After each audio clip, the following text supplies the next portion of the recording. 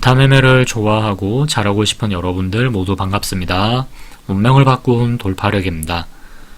오늘은 예전에 제가 한동안 매매를 거의 못했던 시절 이야기를 하나 해보려고 하는데요. 그때를 떠올리면 특별히 큰 손실이 있던 것도 아닌데 그렇다고 시장이 크게 무너지던 그런 상황도 아니었습니다. 그런데도 희한하게 매매를 못하던 시기가 있었는데요. 시장을 보고 있으면 종목들은 막 바쁘게 움직이는데 나는 왜 이렇게 아무것도 못 사고 좀 뭔가 멍하게 있는 것 같다. 이런 생각이 참 많았습니다. 나중에 생각해 보니까 뭐 이런 이유였던 것 같은데요.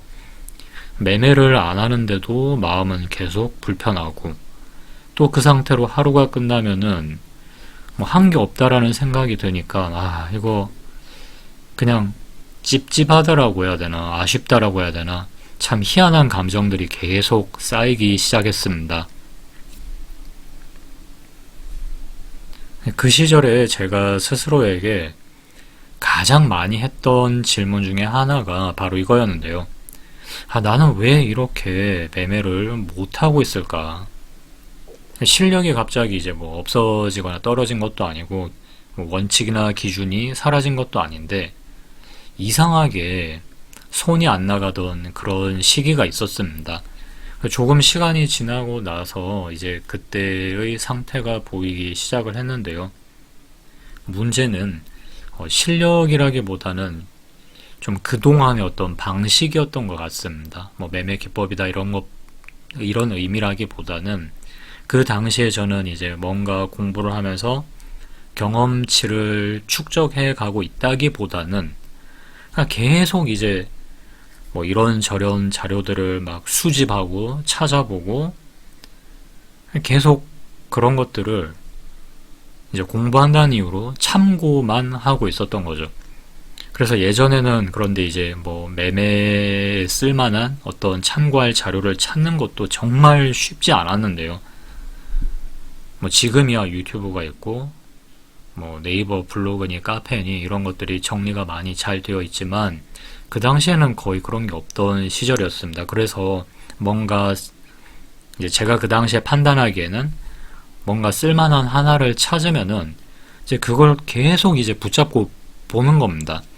그런데 이제 점점 인터넷 기술이 또 계속 발달을 하고 SNS가 발달을 뭐 조금씩 네이버 카페 블로그 이런 것들이 더 이제 체계적으로 발달을 하면서 볼 수 있는 건 자꾸 많아지는데 희한하게 정작 내 걸로 남는 거는 거의 없는 그런 시기도 찾아왔었는데요. 그렇게 이제 시간이 쭉 지나니까 계좌는 뭐 크게 망가지진 않는데 희한하게도 더 분명한 건 좋아지지도 않더라라는 겁니다. 문제는 이 상태가 그 시절에 이제 계속 이제 그렇게 몇 년간 또 유지가 됐다라는 점인데요. 그러다가 손실이 나면은 또 이런 생각들이 막 듭니다. 이거 내가 시드가 작아서 그런가? 아닌데 장이 좀 애매한가? 그런데 또 나중에 돌아보면 문제는 늘 같은 지점이었는데요. 지금 생각해보면 그 시절 가장 분명했던 이유는 이런 거였습니다. 매매 방식이 뭐 맞느냐 틀리냐 이것보다는 그 방식을 쓰고 있는 내 자신이 뭔가 계속 불편해지고 있었다는 점인데요. 그러니까 그 당시에 느꼈던 그 불편함을 어떻게든 그때는 무조건 꾹 누르고만 있었습니다.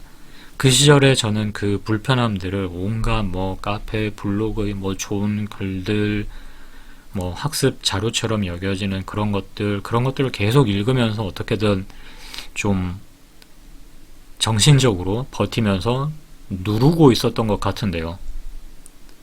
이건 이제 이런 자료들 저런 자료들 보면서 이건 참고만 하자. 그래 이 자료들은 뭐 또 나중에 정리하자.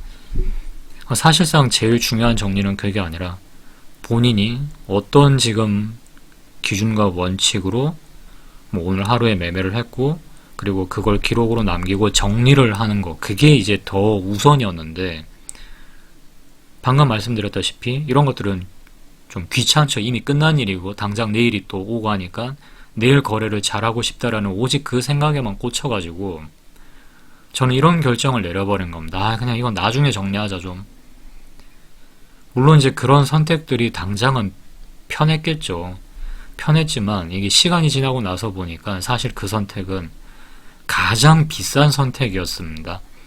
정리를 미룰수록 오히려 지금의 내 상태는 그대로 굳어간다라는 걸 그때는 좀 알기가 어려웠었고요. 그래서 어느 순간부터는 제가 매매를 자주 하려고 하지 않았는데요. 정리하는 게 귀찮아서 그런 게 아니라 확률이 최대한 이제 좀 뭔가 분명하지 않으면 아예 그냥 매매를 안 했고 1에서 2%라도 확실한 이제 자리에서만 반복을 하려고 애를 썼습니다. 더 벌기 위해서라기보다는 이제 더 안 망하기 위해서죠. 계좌를 망가뜨리지 않기 위해서 내릴 수 있는 최소한의 선택이었다라는 정도가 맞을 것 같고요. 그러니까 이 이야기를 지금 꺼내는 이유는 단순한데요. 그때의 상태와 비슷한 질문들을 요즘 많이 듣고 있기 때문입니다.